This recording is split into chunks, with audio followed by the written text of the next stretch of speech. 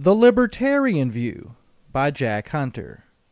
When a number of conservative Republican senators and congressmen began calling for an end to foreign aid to Libya, Egypt, and Pakistan, Senator Lindsey Graham disagreed, dismissing this push as, quote, the Libertarian View. This libertarian view on ending foreign aid was shared by Republican Congressman Michelle Bachmann and Allen West, as well as James Inhofe. The opposite view was held by not only Senator Graham, but also Democratic Senators John Kerry, Harry Reid, and President Obama. The definition of what is and isn't conservative has been in dispute in a post-Bush Republican Party living through the age of Obama. On foreign policy, this has been perhaps most true, where not only issues like what justifies foreign aid are being debated, but justification for war itself. One of the more revealing parts of the 2012 Republican primaries was when last spring candidate Newt Gingrich immediately pounced on President Obama for not intervening in Libya sooner than he did, only to reverse his position days later, saying the U.S. had no business being in Libya in the first place. Gingrich's conservative instincts were confused by the ongoing redefinition of that term. Bush-era conservatives were typically for all military interventions, and thus Gingrich spoke in that vein. But in 2012, Newt found himself running against Tea Party-influenced presidential candidates who had staked out bashing the president for his Libya military actions as the conservative position. Or would that have been the libertarian view? Perhaps the best definition of what constitutes conservatism proper was laid out by the right's most popular icon, Ronald Reagan. Reagan believed that conservatism was a three-legged stool, consisting of religious conservatives, national security conservatives, and economic/libertarian conservatives. Reagan thought each of these legs integral to any proper conservatism. Throughout most of the last decade, when most Republicans would have reflexively been for foreign aid or in favor of going to war, the national security conservatives were represented well, perhaps too well, as President Bush's Iraq War is still considered by many a testament to their success.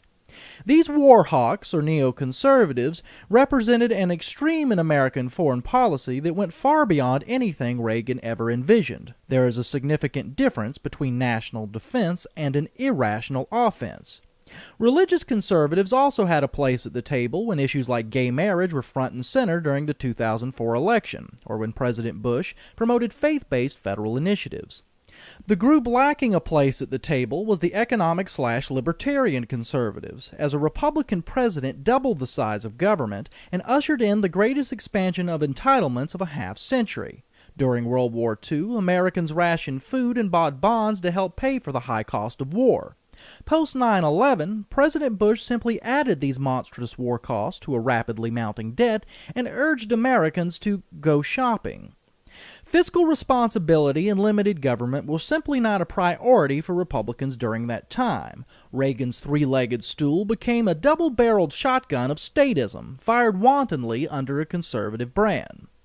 The decision to halt foreign aid to countries that do not represent our best interests is unquestionably a conservative view. By definition, one might expect conservatives to apply a cost-benefit analysis to such situations. Certainly, America borrowing billions from China to arm radical Islamists in the Middle East is of little benefit and at too high a cost.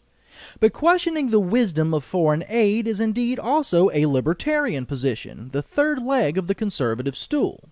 To the degree that Republicans are earnest about limited government, they are unavoidably thinking in libertarian terms. Barry Goldwater's statement that extremism in the defense of liberty is no vice is a libertarian dictum, as is Reagan's observation in 1976 that libertarian ideas represented, quote, the heart and soul of conservatism. The Goldwater-Reagan legacy is conservatism defined. It is also libertarianism refined. To say that opposing foreign aid is merely a libertarian view is an attempt to say that it is somehow separate or distinct from conservatism, when in truth, adopting such libertarian positions represents the first time conservatism has been represented as a whole in the way Reagan defined the term. Consequently, Dave Weigel of Slate magazine now describes cutting foreign aid as, quote, the next conservative cause.